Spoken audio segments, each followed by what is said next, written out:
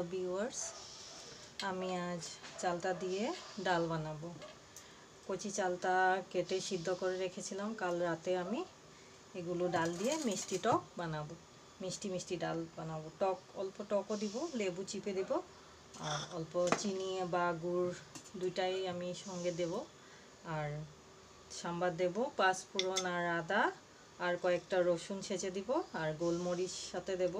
কেন কি চালতাটা গুণ খুবই ঠান্ডা, তাই ঠান্ডাটার জন্য ব্যালেন্সের জন্য আমি গোলমরিচ দেব, আর কাঁচা মরিচ আর তেজপাতা দেব সঙ্গে। আমি সাম্বাদের জন্য কড়াইতে তেল দিয়ে দিই। আপনারা 2 চামচ বা 3 চামচ টিস্পুনে দিতে পারেন। আমার ফোড়নের জন্য পাঁচফোড়ন দিয়ে দিই, সঙ্গে আদা বাটা আর তেজপাতা। তেলে অল্প হলুদ দিয়ে আমি ভিজে রাখা 1 ঘন্টা ধরে ভিজিয়ে রেখেছিলাম, তাই ভিজে রাখা ডালগুলো ঢেলে দিয়ে ঢাকনাটা দিয়ে দেব।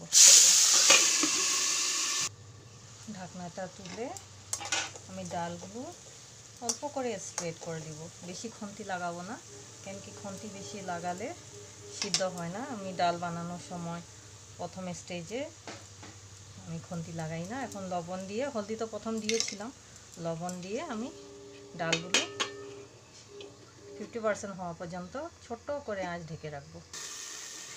5 মিনিট পর ডালগুলো আপনারা দেখে নেবেন, কেন কি আঁচ কখনো ছোটো করে থাকলেও নিচের দিকে লেগে যেতে পারে। আমার 40% ডাল হয়ে গেছে।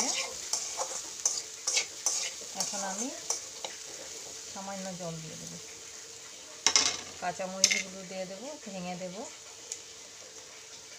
আমি অল্প গরম জল সঙ্গে দিয়ে দিই, কাঁচামরিচগুলো দিয়ে আরও কিছুক্ষণ ফুটলে আমি এখন চালতাগুলো সঙ্গে দিয়ে দেবো। কেন কি আগে চালতাটা দিলে ডালটা ফুটে না, তাই আমি ডালটা 80% সিদ্ধ হয়ে গেলে সঙ্গে চালতা মিষ্টি দিয়ে দেব।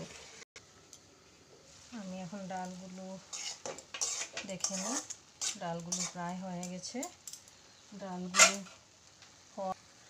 80% হয়ে গেলে ডাল, এখানে আমি চালতাগুলো মিক্স করে দিই।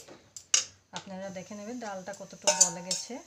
যদি আপনারা চোবা চোবা বানাতে চান তাই চোবা চোবা বানাতে পারেন। আর আমি অল্প 80% রেখেছি, এখন আর বেশি নরম হবে না।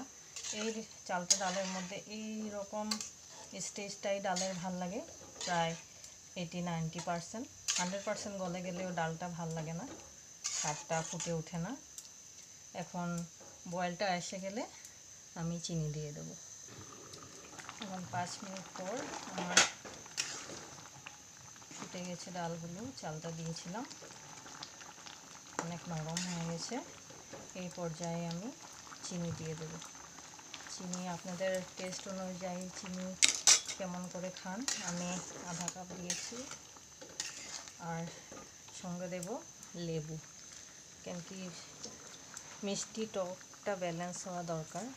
বেশি মিষ্টি হয়ে গেলেও ভালো লাগে না, একটু করে টক ভাব ব্যালেন্সের জন্য তাই আমি 2 চামচ লেবু দিয়েছি অল্প করে। আর বিট লবণ দেব, বিট লবণ দিলে টেস্টটা খুব বাড়ে। আপনারা টেস্ট আপনাদের অনুযায়ী আপনারা ট্রাই করে দেখবেন। আমার মাপ নিয়ে আমার বাড়ির মানুষের টেস্ট বুঝে আমি ব্যালেন্স করে বানাই। আপনারা আপনাদের টেস্ট অনুযায়ী মিষ্টি বা টক ভাবটা কমিয়ে বাড়িয়ে দেখতে পারেন। আমার এগুলো হয়ে গেছে, আমি এখন ঢেলে নেব। আমি এখন ঢেলে নিই, আপনারাও ট্রাই করবেন, আপনাদের টেস্ট বাডকে অনেক হিট করবে।